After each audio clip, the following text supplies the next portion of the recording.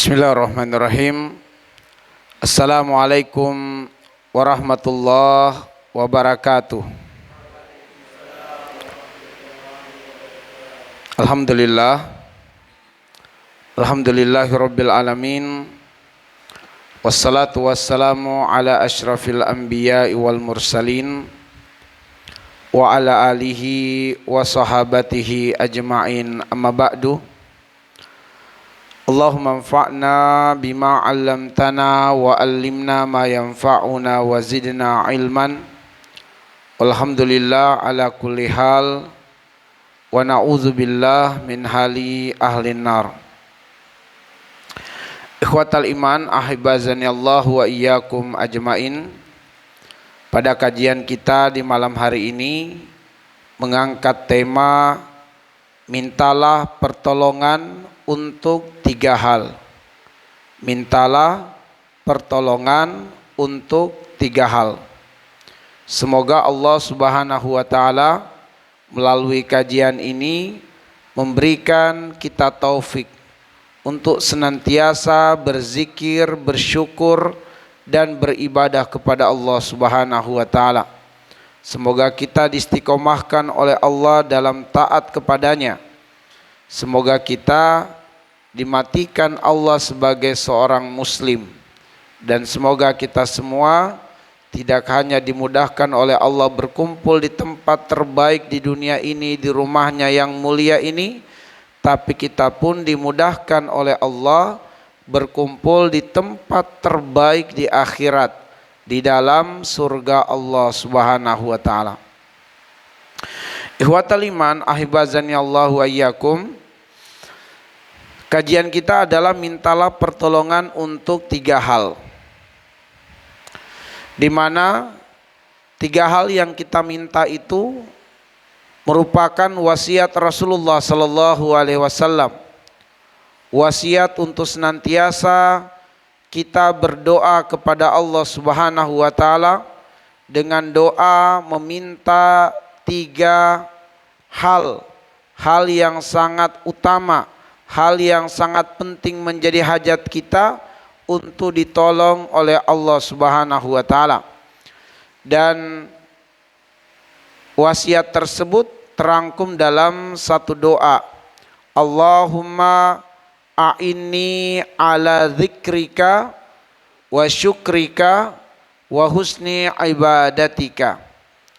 Yang artinya, Allahumma, ya Allah, ya Tuhanku pemilik asmaul husna, a'inni ala dzikrika, tolonglah aku untuk selalu mengingat Engkau, tolonglah aku untuk selalu berzikir, wa syukrika, dan tolonglah aku untuk selalu mensyukuri nikmat-Mu, wa husni ibadatika, dan tolonglah aku untuk dapat mempersembahkan ibadah yang terbaik kepadamu. Diriwayatkan oleh Imam Ahmad. Ikhwatal iman, dari hadis ini ada pelajaran umum yang akan kita sampaikan dan ada juga pelajaran khusus. Ada pelajaran umum dan juga ada pelajaran khusus. Kita mulai dari menguraikan pelajaran-pelajaran umum yang dapat digali, dipetik dari hadis tadi yang merupakan wasiat Nabi sallallahu alaihi wasallam kepada kita semua. Nah, kalau kita perhatikan lafaz doa tadi teman-teman sekalian, Allahumma a'inni ala dzikrika wa syukrika wa husni ibadatika. Yang intinya kita meminta pertolongan kepada Allah Subhanahu wa taala. Maka pelajaran umumnya adalah bahwa meminta pertolongan Allah itu adalah fitrah manusia.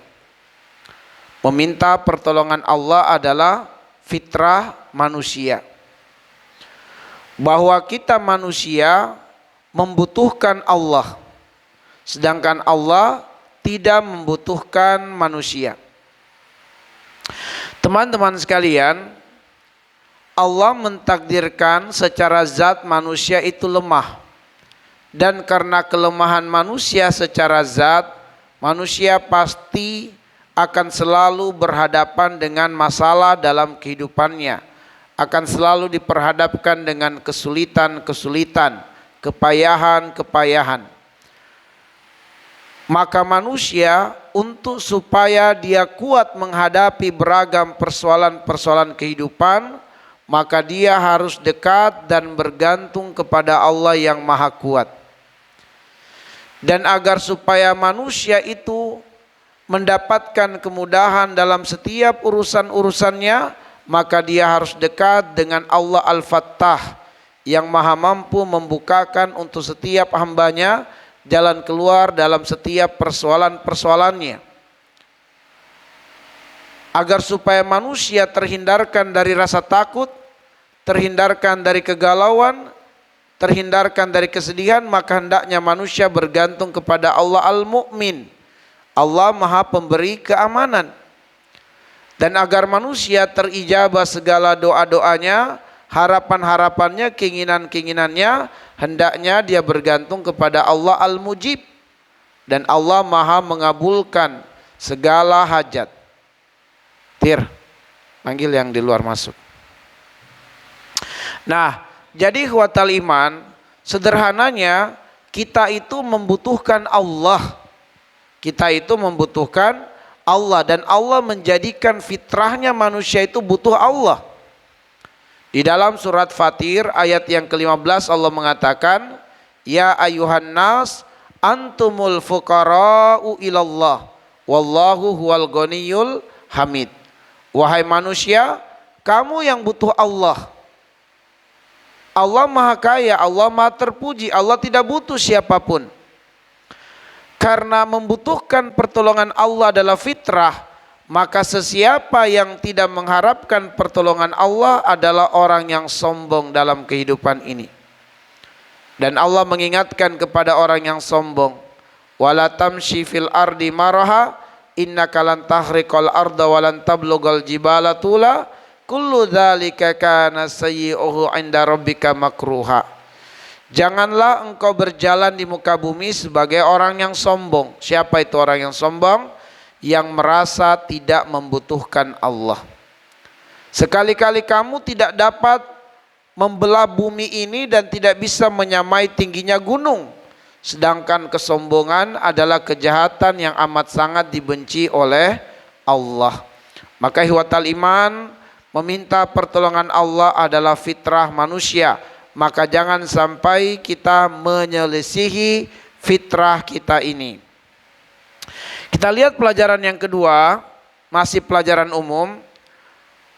Doa ini teman-teman sekalian, ya, doa yang diajarkan Nabi tadi, Allahumma a'inni ala dzikrika wa syukrika wa husni ibadatika, diwasiatkan untuk dibaca di penghujung sholat, yaitu di waktu duduk tasyahud akhir. Setelah membaca bacaan tasyahud akhir sebelum salam, disitulah kita membaca doa ini. Amalkan teman-teman sekalian, ya, amalkan, sebab Nabi mewasiatkan kepada kita, jangan sampai kalian menutup sholat kalian kecuali dengan membaca doa berikut ini. Allahumma a'inni ala dzikrika wa syukrika wa husni ibadatika. Amalkanlah dan bacalah, dan kami pribadi pun berusaha untuk istiqomah mengamalkan doa ini di penghujung sholat, yaitu di waktu tasyahud akhir sebelum salam. Kemudian teman-teman sekalian, kita meminta atau memohon pertolongan kepada Allah untuk dikabulkan segala hajat dan dihilangkan segala ketakutan dan kesedihan. Kita meminta pertolongan kepada Allah untuk semua urusan yang kita jalani di kehidupan ini. Mulai dari bangun tidur sampai tidur kembali, kita membutuhkan pertolongan Allah.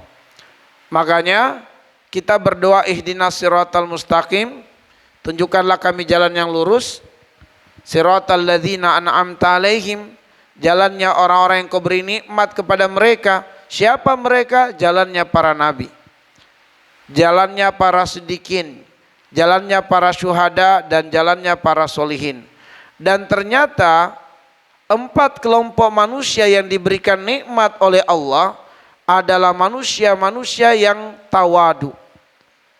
Tawadu maksudnya adalah selalu melibatkan Allah dalam setiap urusan-urusan mereka, selalu meminta pertolongan Allah untuk mereka.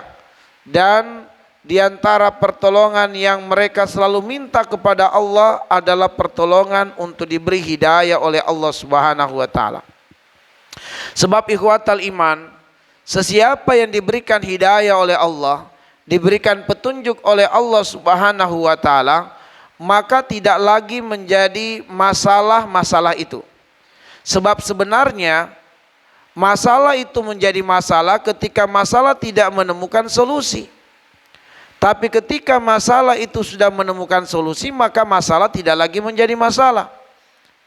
Orang-orang yang senantiasa diberi nikmat oleh Allah, itu diberi hidayah oleh Allah untuk selalu memohon petunjuk Allah, sehingga Allah memberikan hidayah kepada mereka, memberikan petunjuk kepada mereka dalam semua urusan-urusan mereka, sehingga persoalan-persoalan kehidupan mereka tidak lagi menjadi masalah yang berarti, karena Allah selalu memberikan pertolongan untuk mereka, karena Allah selalu memberikan hidayah untuk mereka, dan Allah selalu membersamai mereka. Makanya merekalah orang-orang yang diberi nikmat oleh Allah, diberikan nikmat di dunia, dan mereka diberikan nikmat di akhirat.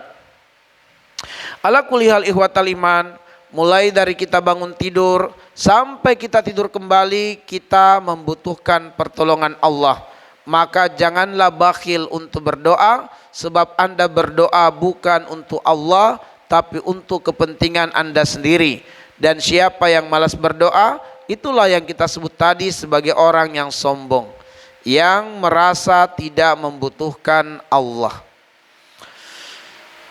Paling minimal teman-teman sekalian, kita berdoa kepada Allah adalah mengawali setiap aktivitas kita dengan nama Allah. Sebab Nabi mengatakan, kullu kalamin au amalin la yubda'u fihi bi bismillah fahuwa ajzam. Semua ucapan dan perbuatan jika tidak diawali dengan nama Allah akan terputuslah kebaikan-kebaikan. Baik teman-teman sekalian, di antara adab meminta pertolongan Allah, dan ini adalah seutama-utama adab dalam meminta pertolongan, atau setinggi-tinggi adab ketika meminta pertolongan kepada Allah, adalah mengawali permintaan itu dengan melakukan suatu ibadah atau dengan melakukan suatu ketaatan kepada Allah.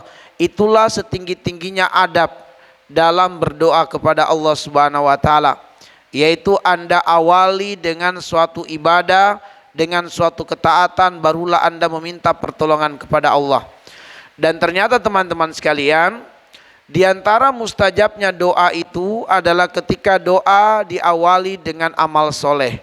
Itulah kenapa kita boleh bertawassul dengan amal soleh. Sebab semua hajat jika diawali dengan amal soleh atau diawali dengan ketaatan, akan menjadi mustajab doa itu di sisi Allah Subhanahu wa taala. Maka teman-teman sekalian, ambillah kesempatan antum yang diberikan kemudahan oleh Allah bisa berkhidmat di rumah Allah, tinggal di rumah Allah. Anda punya kesempatan banyak untuk bertawassul dengan amal soleh, untuk memohon kepada Allah hajat-hajat besar Anda.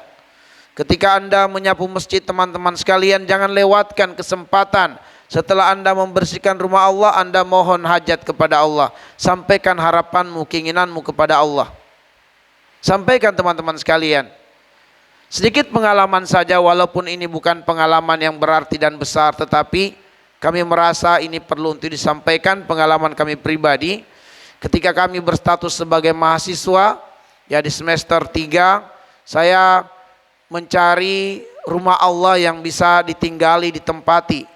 Karena memang pada saat itu biaya kos tidak banyak, ya dalam arti saya tidak punya kesanggupan untuk menyewa biaya kos yang mahal. Saya perlu mencari biaya kos yang murah tapi sangat sulit didapat. Di antara alternatifnya cari rumah Allah dan tinggal di rumah Allah, bukan lagi bayar murah, gratis bahkan.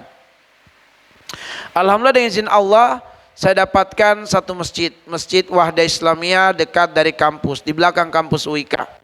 Terpencil dan jauh dari masyarakat, harus melewati pematang sawah terlebih dahulu, empang terlebih dahulu baru sampai ke masjid itu. Ya Allah, ada yang bangun masjid di sini. Nggak ada rumah di samping kiri kanannya. Yang ada adalah rumput-rumput, empang dan sawah. Ya, disitulah saya tinggal teman-teman sekalian. Ukuran kamarnya hanya 2x2, tapi lumayanlah, ya bisa tinggal gratis. Saya tinggal di situ, lalu kemudian saya urus rumah Allah Subhanahu wa taala.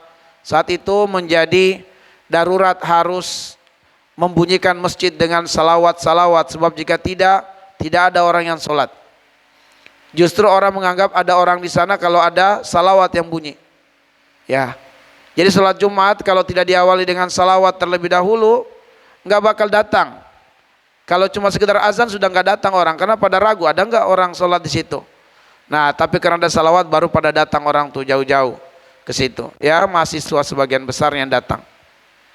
Ala kulli ihwatal iman, saya tinggal cukup lama di masjid itu, ya. Saya tinggal di masjid itu sampai setelah saya lulus kuliah pun saya masih tinggal di masjid itu sampai akhirnya Allah takdirkan saya belajar di Ar-Royah, baru saya tinggalkan masjid itu. Cukup lama. Ya, saya lupa berapa tahun persisnya. Nah, setiap kali saya menyapu masjid, membersihkan kamar mandi, kamar WC masjid itu, saya berdoa minta kepada Allah, ya Allah, saya pengen bisa bahasa Arab. Ya, saya pengen bisa bahasa Arab. Saat itu teman-teman sekalian, saya kuliah di Fakultas MIPA, ya, Matematika Ilmu Pengetahuan. Saya belajar statistik. Ya, susah belajar bahasa Arab. Nggak bisa bahasa Arab. Tapi saya tidak putus harapan. Saya hanya yakin bahwa dengan bertawasul melalui amal soleh, tidak ada yang mustahil bagi Allah Subhanahu wa taala untuk Allah kabulkan, dan Allah tidak bakhil mengabulkan doa hambanya. Karena itu keyakinan saya, maka saya menyapu di masjid pagi, sore hari. Saya pengen setiap orang sholat itu bersih. Nah, kalau sore hari tidak disapu itu bahaya tuh, karena belalang-belalang pada masuk ke masjid. Jadi harus disapu. Antara maghrib isya kalau nggak disapu itu langsung masjid itu dipenuhi dengan hewan-hewan, ya, hewan-hewan kecil. Ya, karena dari rumput-rumput semua terbang, melihat ada lampu nyala, mereka pada ngumpul di masjid. Jadi harus disapu sebelum azan isya dikumandangkan, ya, supaya orang pada betah sholat isya. Itu kesempatan bagi saya untuk meminta kepada Allah, ya Allah, saya pengen belajar bahasa Arab. Saya pengen belajar bahasa Arab. Dan Allah mudahkan, setelah 2 tahun saya selesai S1, barulah kemudian saya dipertemukan dengan Syekh Abdurrahman As-Shaghir. Lalu kemudian beliaulah yang termasuk ownernya atau pemilik Mahat Aliyah Roya Sukabumi, dan melalui wasilah beliau saya diberikan rekomendasi untuk bisa kuliah di sana. Ya, saya berpikir itulah ijabah Allah atas doa yang saya minta ketika menyapu masjid. Baik. Nah, ihwatal iman ahibazani Allah wa iyyakum ajmain, maka kesempatan bagi antum yang berkhidmat di rumah Allah ini, urus rumah Allah itu adalah amal soleh yang besar. Lalu berdoalah kepada Allah, sampaikan hajat antum kepada Allah. Jangan anggap remeh membersihkan rumah Allah, jangan anggap remeh, jangan anggap kecil. Sebab salah seorang sahabiah bernama Ummu Mahjan yang selalu menyapu dan membersihkan masjid Nabi SAW ketika sahabat Nabi menganggap dia adalah orang biasa-biasa saja, sehingga tatkala dia meninggal sahabat mengurus jenazahnya tanpa memberitahu kepada Rasul, tanpa membangunkan Nabi yang sedang tertidur, sebab meninggal di tengah malam. Sahabat-sahabat mengatakan, siapa sih Ummu Mahjan sehingga kita harus merepotkan Nabi? Udah kita saja yang urus jenazahnya. Di subuh hari Nabi tidak lagi mendapatkan lantai masjid seperti biasa bersih. Maka Rasul bertanya, mana perempuan yang biasa membersihkan masjid? Dikabarkanlah oleh sahabat bahwa semalam dia telah meninggal dunia dan kami telah menguburkannya. Rasulullah langsung berdiri. Ada kekecewaan tersirat dari wajah Nabi. Kenapa aku tidak dibangunkan? Kenapa aku tidak diberitahu? Para sahabat mengatakan, ya Rasulullah, siapa kaum Mahjan sehingga harus merepotkan engkau? Maka Rasul mengatakan, kalian tidak mengetahui kedudukannya di sisi Allah Subhanahu wa taala. Tunjukkan aku di mana kuburnya. Saat itu juga sahabat menunjukkan di mana kuburnya, lalu Rasul sholat di atas pusara kuburnya dan beliau mendoakannya sebagaimana doa yang sering kita lafazkan kepada yang meninggal dunia, Allahumma gfir laha warhamha wa'afiha wa'fu anha, dan seterusnya. Ya. Seketika itu juga semua para sahabat menangis. Mereka berharap, aduhai andaikan aku yang ada di dalam kubur itu. Kenapa? Karena doa Nabi adalah mustajab. Doa Nabi mustajab. Semua sahabat menangis. Mereka berharap andaikan mereka yang ada di kubur itu, mereka akan mendapatkan kenikmatan dan keutamaan dari doa Rasulullah sallallahu alaihi wasallam. Maka teman-teman sekalian, itu Ummu Mahjan, ya. Ummu Mahjan, seorang ibu yang sudah tua renta. Tapi lihatlah, dengan hanya sekedar membersihkan masjid mendapatkan keutamaan yang luar biasa, kedudukan yang tinggi di sisi Allah Subhanahu wa taala. Sudah pasti masuk surga, pasti masuk surga karena Nabi telah mendoakannya. Maka ikhwatal iman, uruslah rumah Allah dan berdoalah, sampaikan hajat terbaikmu kepada Allah. Ya. Siapapun yang mengurus rumah Allah, insya Allah hidupnya akan sukses teman-teman sekalian, akan sukses hidupnya.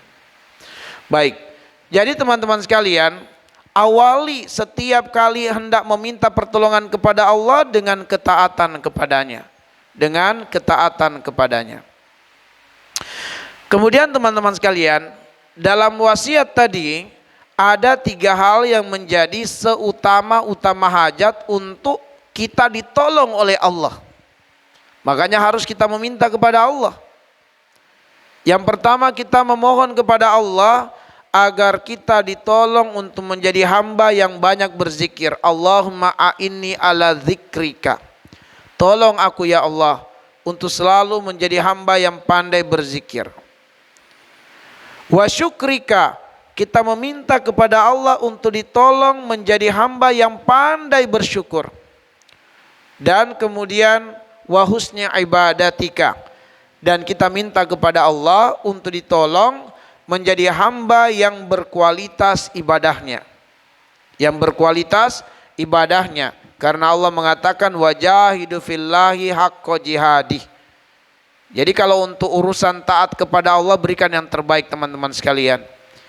Ya, berikan yang terbaik kalau untuk Allah. Anda wudulah yang terbaik, sebab dengan wudu Anda akan menghadap kepada Allah. Solatlah yang terbaik teman-teman sekalian. Baca Al-Quran, bacalah Al-Quran dengan penuh adab, sebab itu adalah kalamullah. Bermajelis ilmu, maka bersungguh-sungguhlah dalam majelis ilmu, beradablah dalam majelis ilmu, sebab tidaklah di dalam majelis ilmu kita mendengarkan kecuali dibesarkan nama Allah di dalam majelis ilmu, kecuali ayat-ayat Allah ditinggikan dalam majelis ilmu, kecuali syiar-syiar Allah diagungkan dalam majelis ilmu. Maka bersungguh-sungguhlah dalam majelis ilmu teman-teman sekalian, beradablah dengan ilmu. Baik, mari teman-teman sekalian kita melangkah pada pelajaran-pelajaran khusus, ya, pada pelajaran khusus dari hadis yang kita bacakan tadi, atau dari wasiat Nabi yang telah kita bacakan tadi dalam bentuk doa. Apa pelajaran khususnya teman-teman sekalian? Pertama adalah awali lafaz doa dengan Allahumma. Setiap kali Anda hendak berdoa kepada Allah, awalilah doa Anda dengan mengucapkan Allahumma, yang artinya wahai Allah pemilik asmaul husna. Kenapa teman-teman sekalian? Karena mim tasdid yang dihubungkan dengan lafaz Allah, sebagaimana pada lafaz Allahumma, itu menjelaskan tentang cakupan dari seluruh asmaul husna. Jadi kalau kita pengen berdoa kepada Allah dengan menyebut semua asmaul husna dengan mudah, maka ucapkanlah Allahumma. Maka saat itu maknanya wahai Allah pemilik asmaul husna. Maka disinilah teman-teman sekalian yang disebut dengan ilmu. Makanya di sisi Allah itu bukan amalan yang banyak, tapi amalan yang berkualitas. Meskipun sedikit tapi berkualitas, itu Allah lebih sukai. daripada amalan banyak tapi tidak berkualitas. Di antara amalan yang sedikit berkualitas adalah kita berdoa dengan Allahumma. Sebab dengan ilmu mengantarkan kepada kita pemahaman bahwa dengan melafazkan Allahumma kita sedang meminta kepada Allah pemilik Asmaul Husna, sehingga kita tidak perlu menyebut satu-satu. Ya Allah, Ya Rahman, Ya Rahim, Ya Malik, Ya Kudus, Ya Salam, dan seterusnya. Apabila kita ingin meringkasnya, katakanlah Allahumma. Ya Allah, Engkaulah pemilik Asmaul Husna. Dan mim tasdid teman-teman sekalian adalah untuk menggantikan harfun nida. Sehingga tidak boleh lagi kita mengatakan Ya Allahumma, nggak perlu. Sebab mim tasdid sudah menggantikan ya unida. Kalau kita pengen menggunakan ya nida, kita katakan ya Allah. Jangan ya Allahumma, salah. Cukup katakan Allahumma atau ya Allah. Tapi manakah yang lebih utama dalam berdoa? Apakah kita menggunakan lafaz ya Allah atau Allahumma? Maka yang lebih utama adalah lafaz Allahumma, karena arti dari mim tasdid adalah Allah pemilik Asmaul Husna. Nah, teman-teman sekalian, kita membutuhkan pertolongan dalam 3 hal. Kita membutuhkan pertolongan Allah dalam 3 hal. Kita butuh pertolongan Allah agar kita menjadi hamba yang banyak berzikir. Kita butuh pertolongan Allah agar kita menjadi hamba yang pandai bersyukur. Dan kita butuh pertolongan Allah untuk menjadi hamba yang berkualitas ibadahnya. Kenapa teman-teman sekalian? Kenapa kita butuh pertolongan untuk 3 hal ini? Kenapa kita butuh pertolongan untuk 3 hal ini? Mari kita uraikan satu-satu. Yang pertama adalah kita butuh untuk ditolong oleh Allah agar menjadi hamba yang banyak berzikir. Kenapa? Pertama, banyak berzikir adalah perintah Allah dan ciri orang mukmin. Banyak berzikir adalah perintah Allah dan ciri orang mukmin. Di dalam surat Al-Ahzab ayat 41 Allah mengatakan, Ya ayyuhalladzina amanu uzkurullaha zikran katsira. Wahai orang-orang yang beriman, sebutlah nama Allah sebanyak-banyaknya. Disuruh kita ikhwatal iman, kalau kita memang beriman kepada Allah, sebutlah nama Allah sebanyak-banyaknya. Maka cirinya orang yang beriman adalah lisannya selalu basah dengan banyak menyebut nama Allah. Teman-teman sekalian, bahwa untuk menumbuhkan cinta kepada Allah Subhanahu wa taala adalah dengan mengawalinya menyebut selalu namanya. Makanya orang yang suka menyebut sesuatu, tanda bahwa dia cinta pada sesuatu itu. Ya.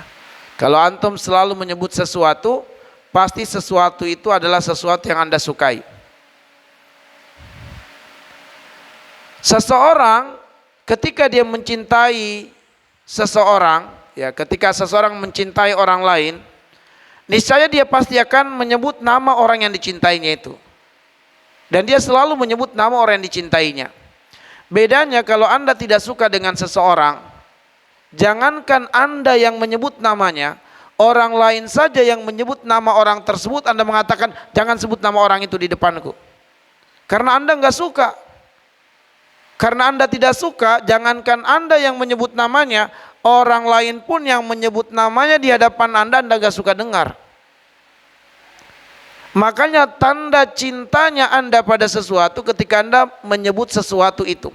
Apalagi dengan menyebutnya penuh kebahagiaan. Ya. Kalau Anda mencintai si fulana, istri Anda maksudnya, ya, bukan si dia tapi istri Anda, teman-teman sekalian. Itu berarti Anda cinta dia kalau Anda suka sebut dia. Tapi kalau Anda tidak suka menyebut nama istri Anda, diragukan kalau Anda mencintainya. Nah, teman-teman sekalian, orang yang beriman Karena dia mencintai Allah Subhanahu wa taala, maka dia menikmati menyebut nama Allah. Dan selalu menyebut nama Allah, itulah tanda cintanya dia kepada Allah. Maka teman-teman sekalian, ingatlah Allah dan banyak-banyaklah menyebut nama Allah Subhanahu wa taala. Kemudian teman-teman sekalian, kenapa kita mesti banyak menyebut nama Allah? Supaya hati kita benar-benar terbebas dari penyakit nifak, dan supaya kita tidak terkategori sebagai orang munafik. Karena orang mukmin ditandakan, dicirikan dengan banyak menyebut nama Allah, maka orang munafik itu dicirikan dengan tidak banyak menyebut nama Allah. Orang munafik menyebut nama Allah juga tapi tidak banyak. Orang mukmin menyebut nama Allah dengan banyak. Nah, itu bedanya. Karena orang beriman dicirikan, ditandakan dengan banyak menyebut nama Allah, maka orang munafik dicirikan, ditandakan dengan sedikit menyebut nama Allah. Dalam surat An-Nisa ayat 142, Allah mengatakan, innal munafiqina yukhadi'una Allah wa huwa khadi'uhum. Wa idza qamu ila shalah qamu kusala yura'unan nasa wa la yadhkurunallaha illa qalila. Jadi orang munafik demikian. Ya. La yadhkurunallaha illa qalila. Mereka tidak menyebut nama Allah kecuali sedikit. Mereka tidak mengingat Allah kecuali sedikit. Itu orang munafik, teman-teman sekalian. Baik, sekarang antum santri-santri, angkat tangan yang pengen jadi munafik, nggak usah malu-malu. Angkat tangan. Minimal berniat. Nggak ada kan? Nah, kalau begitu Anda harus selalu menyebut nama Allah. Paling minimal jaga zikir pagi dan petang. Wasabbihuhu bukratan wa asila, atau wadzkurisma rabbika bukratan wa asila. Sebutlah nama Tuhanmu di waktu pagi dan di waktu petang. Ya. Jadi teman-teman sekalian, pada subuh jangan tidur. Sebut nama Allah, haknya Allah. Makanya tidur antara subuh sampai isyraq hukumnya makruh. Demikian pula antara asar dan maghrib hukumnya makruh tidur. Kenapa? Karena dua waktu itu adalah dua waktu untuk mengingat Allah Subhanahu wa taala. Kenapa harus mengingat Allah di waktu pagi dan petang? Supaya ikhwatal iman, kita menyadari bahwa di waktu pagi itu kita mengawali semua aktivitas kita dengan mengingat Allah. Maka sebelum benar-benar pagi, awali dengan ingat kepada Allah. Sehingga semua aktivitas kita di waktu pagi sampai petang diawali dengan nama Allah. Dan semua aktivitas kita di waktu malam diawali dengan zikrullah. Selain itu teman-teman sekalian, adalah bahwa waktu pagi dan waktu petang merupakan waktu tampak dan terlihat kebesaran Allah Subhanahu wa taala. Dan karena itu Anda mengingat Allah, karena di waktu itu adalah Allah perlihatkan Anda keajaiban. Allah perlihatkan kepada Anda kebesaran, yaitu bagaimana di waktu pagi Allah Subhanahu wa taala memasukkan malam ke dalam siang, lalu di waktu petang Allah masukkan siang ke dalam malam. Itu adalah ayat Allah. Itu adalah keajaiban. Itu adalah keluar biasaan. Itulah yang membuat teman-teman sekalian, mengapa kita agungkan Allah di waktu pagi dan di waktu petang. Karena di dua waktu itu kita melihat langsung keajaiban. Kita melihat langsung kebesaran Allah Subhanahu wa taala. Dan karena itulah kata para mufassir bahwa sebaik-baik solat itu adalah subuh dan asar. Itulah yang disebut dengan solat wusta. Kenapa? Karena pada dua solat ini, solat di waktu terlihat tampak kebesaran keajaiban Allah Subhanahu wa taala. Baik. Kemudian teman-teman sekalian, kenapa kita harus menjadi hamba yang banyak berzikir dan ditolong oleh Allah untuk menjadi hamba yang banyak berzikir? Supaya kita selalu dapat berinteraksi dengan Al-Quran. Ya, supaya kita harus selalu dapat berinteraksi dengan Al-Quran. Teman-teman sekalian, bahwa di dalam Al-Quran terulang lafaz Allah sebanyak 2669 kali. Lafaz Allah berulang sebanyak 2669 kali di dalam Al-Quran. Lafaz Allah. Ya. Orang-orang yang beriman teman-teman sekalian banyak menyebut nama Allah. Artinya orang yang beriman itu selalu berinteraksi dengan Al-Quran. Karena setiap kali Anda membuka lembaran Al-Quran dan membacanya, pasti lisan Anda akan menyebut banyak nama Allah. Siapa yang baca Quran pasti banyak menyebut nama Allah, pasti itu. Karena orang-orang munafik sedikit baca Quran, karena orang munafik sedikit menyebut nama Allah, maka orang munafik itu tidak banyak baca Quran. Dia baca Quran kalau ada kepentingan duniawinya, pengen dilihat orang aja, pengen dilihat orang. Begitu nggak ada orang, dia tinggalkan Al-Quran. Maka orang munafik tidak banyak membaca Al-Quran, teman-teman sekalian. Makanya supaya kita terbebas dari jiwa munafik, supaya kita menjadi hamba-hamba Allah yang beriman, supaya kita menjadi hamba yang pandai berzikir, maka kita harus mendapatkan pertolongan Allah Subhanahu wa taala. Yang kedua, teman-teman sekalian, kita memohon pertolongan kepada Allah supaya kita ditolong untuk menjadi hamba yang pandai bersyukur. Kenapa? Ya kenapa teman-teman sekalian? Karena kebanyakan manusia itu tidak pandai bersyukur. Kebanyakan manusia. Di dalam surat Al-Baqarah 243, dalam surat Yusuf ayat 38, di surat Ghafir ayat 60, kita akan dapati pada ayat-ayat ini Allah mengatakan walakinna aktsaran nasi la yashkurun. Kebanyakannya manusia tidak pandai bersyukur. Itu kebanyakannya orang. Ya. Kebanyakannya manusia tidak pandai bersyukur, teman-teman sekalian. Jangan ikuti kebanyakan orang. Jadilah Anda yang sedikit. Yang sedikit itu bersyukur. Yang tidak bersyukur itu kebanyakannya.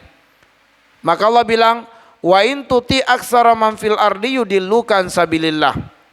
Apabila kalian mengikuti kebanyakan orang, kalian pasti akan tersesat.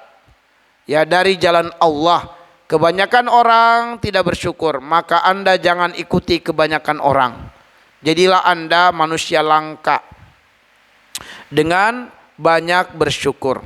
Kemudian teman-teman sekalian, seringkali manusia selalu membalas nikmat Allah dengan berbuat dosa dan kezaliman. Itu manusia.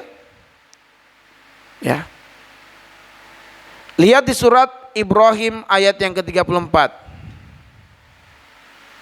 Wa atakum min kulli ma sa'altumuh wa in ta'udu ni'matallahi la tusuha innal insana lazalumun kafar. Allah selalu memberikan kepada kalian apa yang kalian minta, bahkan yang tidak kalian minta Allah kasih. Maha baiknya Allah. Jangankan yang kalian minta, yang kalian butuhkan tapi kalian tidak minta, Allah kasih. Ya, kalian butuh supaya detak jantung ini tetap berdetak normal, tapi kita tidak pernah minta secara khusus, Allah kasih. Jadi ikhwatal iman, jangankan Anda meminta kepada Allah, yang Anda tidak minta tapi Allah tahu dengan ilmunya Anda butuh, Allah kasih. Apalagi kalau Anda meminta kepada Allah, maka Allah memberikan apa yang selalu Anda minta. Sehingga wa in ta'udu ni'matallahi la tusuha, andaikan kamu mau menghitung nikmat Allah yang Allah berikan kepadamu, la tusuha, kamu tidak akan sanggup menghitungnya saking banyaknya. Tapi teman-teman sekalian, manusia merespon nikmat Allah bukan dengan syukur tapi dengan maksiat. Innal insana lazalumun kafar. Tapi sungguh manusia berbuat zolim dan berbuat kekufuran. Maka teman-teman sekalian, ini berarti bahwa untuk menjadi hamba yang pandai bersyukur itu butuh power, butuh kekuatan. Makanya kita minta pertolongan kepada Allah. Sehingga teman-teman sekalian jangan ikuti kebanyakan manusia. Karena mengikuti kebanyakan manusia pasti tersesat. Tadi sudah saya bacakan ayatnya.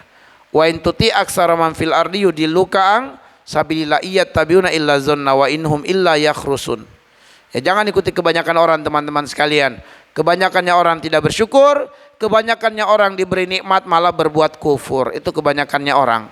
Ya, antum sudah diberi nikmat di masjid ini.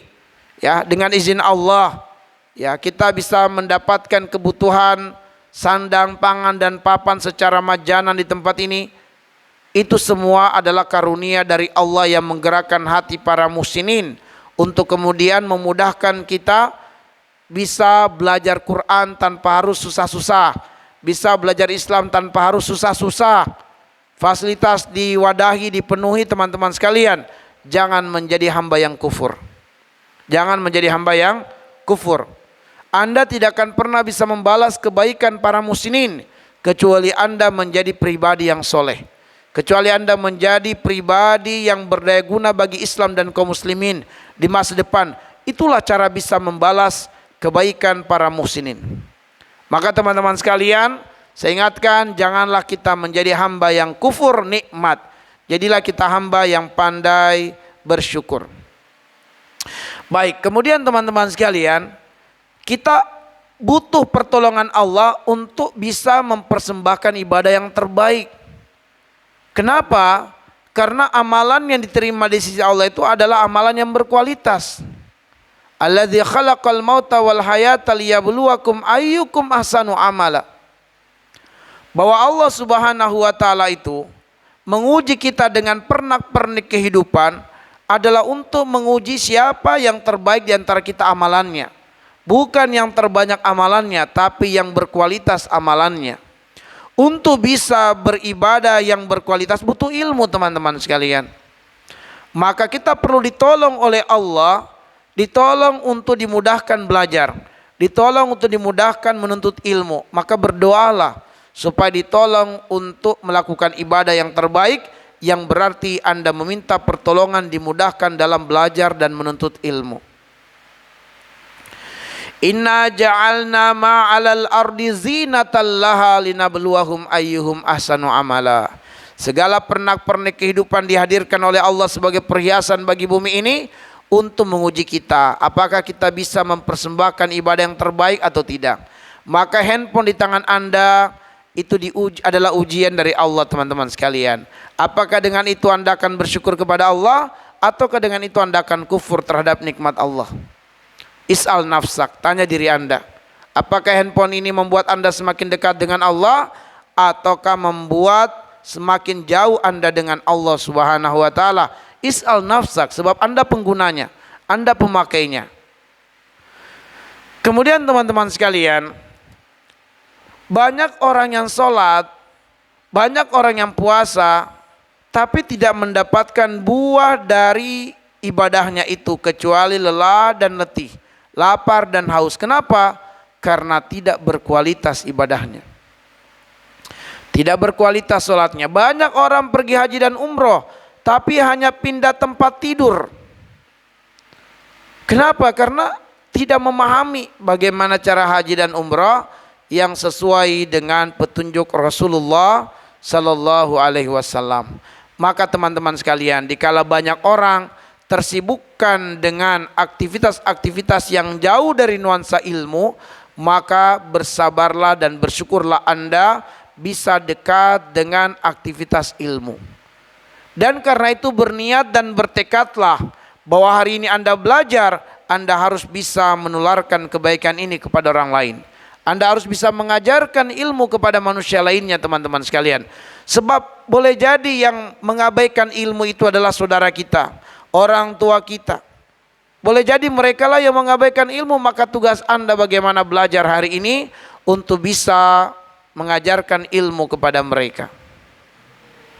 Kemudian teman-teman sekalian, Allah memerintahkan untuk bersungguh-sungguh dalam ibadah. Ya, surat Al-Hajj ayat 78, wajahidu fillahi haqqa jihadi. Jadi kalau taat kepada Allah itu jangan sampai kita setengah-setengah. Persembahkan yang paling maksimal untuk Allah, persembahkan yang paling terbaik. Karena itulah teman-teman sekalian, mempersembahkan ibadah yang terbaik kepada Allah semisal sholat. Allah mengatakan di dalam surat An-Nisa ayat yang ke 103, ya, inna sholata kanat alal mu'minina kitaban mauquta. Maka bersungguh-sungguhlah dengan memperhatikan waktu-waktu sholat teman-teman sekalian. Khususnya kita yang dimudahkan Allah tinggal di masjid ini. Hendaknya kemudian kita menyempurnakan waktu sholat. 10 menit paling lambat sebelum azan kita sudah di masjid di rumah Allah Subhanahu wa taala. Alangkah indahnya kalau kitalah yang menjadi muazzinnya, mengundang kaum muslimin, mengingatkan kaum muslimin yang sedang bermain, yang sedang berdagang, yang sedang bersepeda, yang sedang berkendaraan, mengingatkan mereka dengan waktu sholat. Berlomba-lombalah teman-teman sekalian. Ya, sempurnakan waktunya.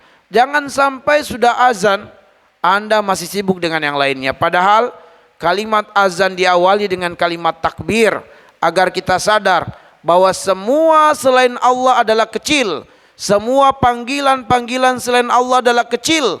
Maka tinggalkan yang kecil, penuhi panggilan Allah yang maha besar. Maka wajahidu fillah haqqa jihadi, bersungguh-sungguhlah dalam ibadah.